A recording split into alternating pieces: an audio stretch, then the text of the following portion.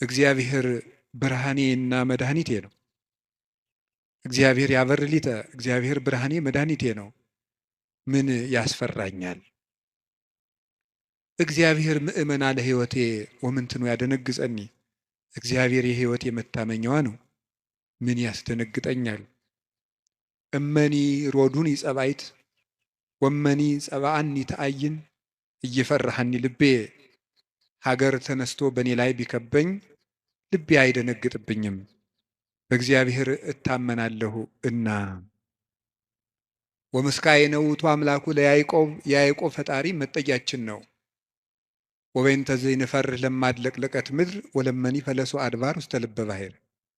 ስለዚህ ተራሮች እየተነሱ ወደ ባህር ልብ ቢወረወሩ እግዚአብሔር መጠጊያችን ነውና አንፈራም ያለ እግዚአብሔርን የቀመሰ ሰው ነበር ቅዱስ ዳዊት። ጣዕሙን ቅረቡ ሀቤሁ ያበርለክሙ፣ ወደ እሱ ቅረቡ ብርሃነ ረድኤቱን ያበራላችኋል። ጣዕሙ ታይምሩ ከመሄር እግዚአብሔር፣ እግዚአብሔር ፍጹም ቸር እንደሆነ ቅመሱ።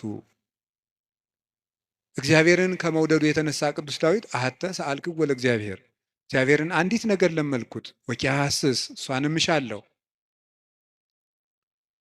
እግዚአብሔርን ደስ የሚያሰኘውን ነገር አውቅ ዘንድ በቤተ መቅደሱም አገለግለው ዘንድ። ቅዱስ ዳዊት እግዚአብሔርን ከመውደዱ የተነሳ ለእግዚአብሔር ልጅ ብቻ ሳይሆን ጉድፍ ሆኖ መጣልን ሳይቀር ይወድ ነበር። ጥቀ ፍቁር አብያቲከ እግዚኦ እግዚእ ኃያላን ተፈሳሐት ነፍሴ በአፍቅሮ አይጻዳቲከ።